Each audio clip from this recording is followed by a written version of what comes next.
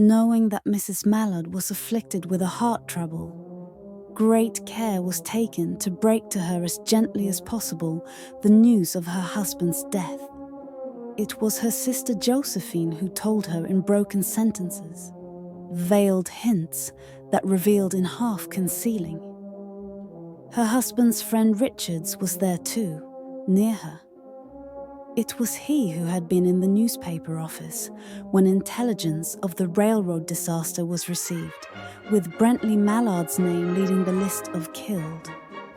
He had only taken the time to assure himself of its truth by a second telegram, and had hastened to forestall any less careful, less tender friend in bearing the sad message. She did not hear the story as many women have heard the same, with a paralyzed inability to accept its significance. She wept at once, with sudden wild abandonment in her sister's arms. When the storm of grief had spent itself, she went away to her room alone. She would have no one follow her. There stood, facing the open window, a comfortable, roomy armchair.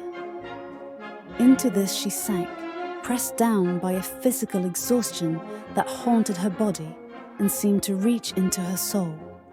She could see in the open square before her house the tops of trees that were all aquiver with the new spring life. The delicious breath of rain was in the air. In the street below, a peddler was crying his wares.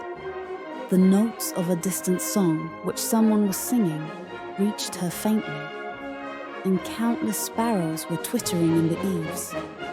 There were patches of blue sky showing here and there through the clouds that had met and piled one above the other in the west facing her window. She sat with her head thrown back upon the cushion of the chair, quite motionless, except when a sob came up into her throat and shook her. As a child who has cried itself to sleep continues to sob in its dreams. She was young, with a fair, calm face, whose lines bespoke repression and even a certain strength. But now there was a dull stare in her eyes, whose gaze was fixed away off yonder on one of those patches of blue sky. It was not a glance of reflection, but rather indicated a suspension of intelligent thought. There was something coming to her, and she was waiting for it, fearfully. What was it? She did not know. It was too subtle and elusive to name. But she felt it, creeping out of the sky, reaching towards her through the sounds, the scents, the color that filled the air. Now her bosom rose and fell tumultuously.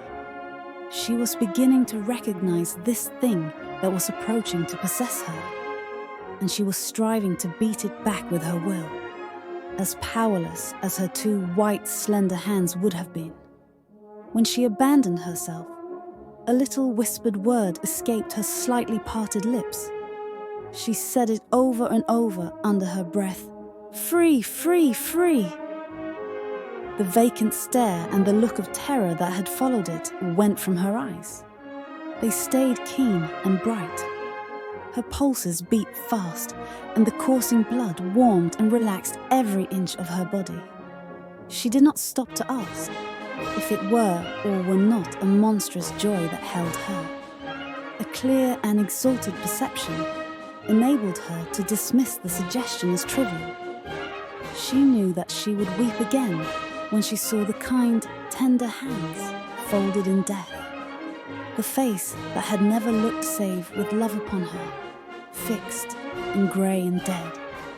But she saw beyond that bitter moment a long procession of years to come that would belong to her absolutely. And she opened and spread her arms out to them in welcome. There would be no one to live for during those coming years. She would live for herself. There would be no powerful will bending hers in that blind persistence with which men and women believe they have a right to impose a private will upon a fellow creature. A kind intention or a cruel intention made the act seem no less a crime as she looked upon it in that brief moment of illumination. And yet she had loved him, sometimes. Often she had not. What did it matter? What could love, the unsolved mystery, count for in face of this possession of self-assertion, which she suddenly recognized the strongest impulse of her being? Free, body and soul free, she kept whispering. Josephine was kneeling before the closed door with her lips to the keyhole, imploring for admission. Louise, open the door. I beg, open the door. You will make yourself ill. What are you doing, Louise? For heaven's sake, open the door. Go away. I am not making myself ill. No, she was drinking in a very elixir of life through that open window. Her fancy was running riot along those days ahead of her.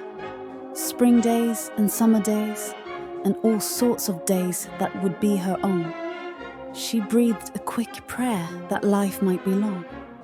It was only yesterday she had thought with a shudder that life might be long.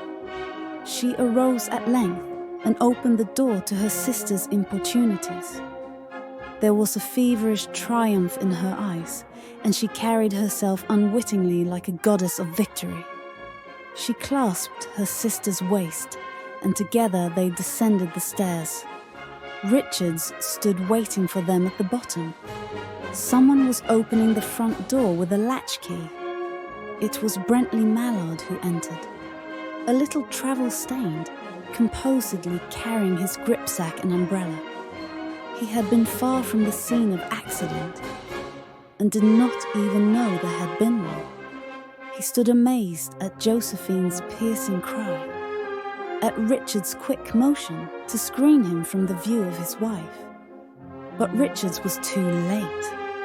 When the doctors came, they said she had died of heart disease, of joy that kills. Thank you so much for listening. Be sweet and subscribe and like. And stay tuned for the next part.